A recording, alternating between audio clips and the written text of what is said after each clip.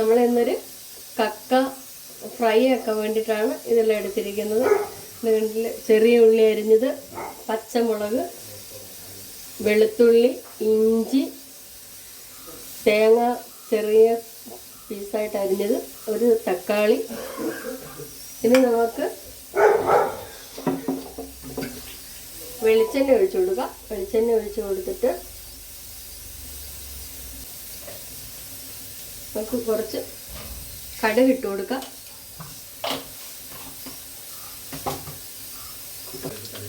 കടുക് ഇട്ടതിന് ശേഷം കറിവേപ്പില ഇട്ട് കൊടുക്കാം. പിന്നെ നമുക്ക് ഈ തേങ്ങക്കൊത്ത് ഇട്ട് കൊടുക്കാം.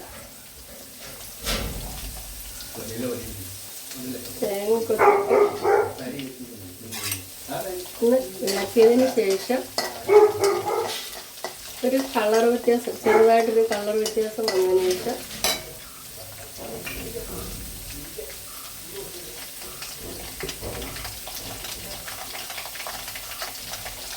ഇളക്കി കൊടുത്ത് കളർ വ്യത്യാസം വന്നതിന് ശേഷം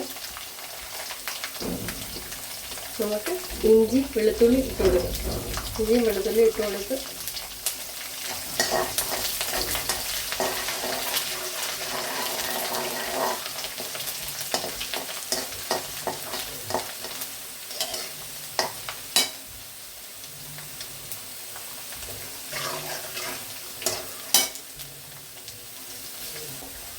മൂത്ത് വന്നതിന് ശേഷം നമുക്ക്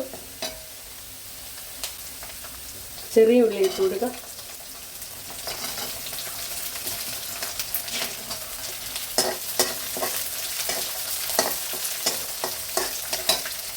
ചെറിയ ഉള്ളി ഇട്ട് പച്ചമുളക് ഇട്ട് കൊടുക്കാം.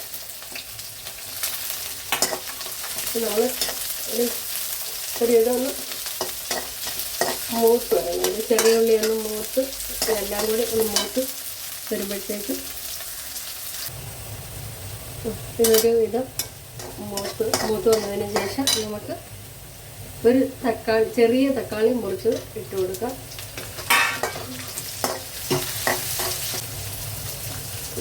അര ടീസ്പൂൺ കുരുമുളക് പൊടി ഇട്ട് കൊടുക്കാം.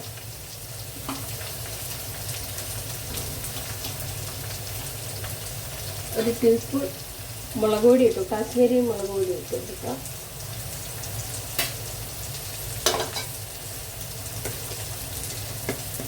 അര ടീസ്പൂൺ ഗരം മസാല ഇട്ട് കൊടുക്കാം. അത് നമുക്ക് ഒന്ന് ഇളക്കി കൊടുക്കാം.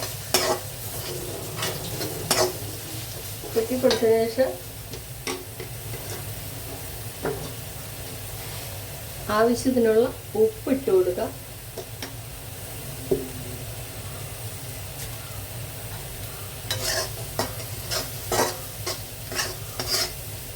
ഉപ്പൊക്കെ ഇട്ട് ഈ മുളക് പൊടിയെല്ലാം ഒന്ന്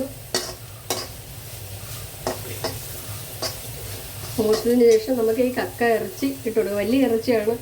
ഇതിനകത്തൊരു എന്തോ ഒരു വേസ്റ്റൊക്കെ ഉണ്ട്. അതെല്ലാം ഞെക്കി കളഞ്ഞപ്പോഴത്തേക്ക് ഒരുപാട് സമയം എടുത്തു. അല്ലെങ്കിൽ ഒരു ചെറുതായിട്ട് മണ്ണ് കടിക്കും പോലെയൊക്കെ തോന്നും. അതുകൊണ്ട് ഇതെല്ലാം കഴുകി വൃത്തിയാക്കി എടുത്തപ്പോഴത്തേക്ക് ഒരുപാട് നേരം എടുത്തു. എങ്കിലും കുറച്ചേ ഉള്ളൂ സാധനം.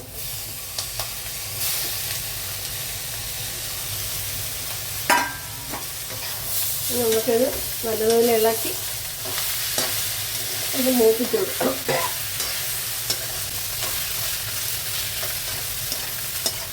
അതുപോലെ ഇളക്കിയൊക്കെ ഒന്ന് മരിച്ചെടുക്കാം. ഇറച്ചി നന്നായിട്ട് ഫ്രൈ ചെയ്ത് എടുത്തിട്ടുണ്ട്. എല്ലാവരും ഇത് ട്രൈ ചെയ്യണം. പിന്നെ എല്ലാവർക്കും ഇത് ഇഷ്ടമായെങ്കിൽ ലൈക്ക് ചെയ്യുക, ഷെയർ ചെയ്യുക, സബ്സ്ക്രൈബ് ചെയ്യുക. Thank you.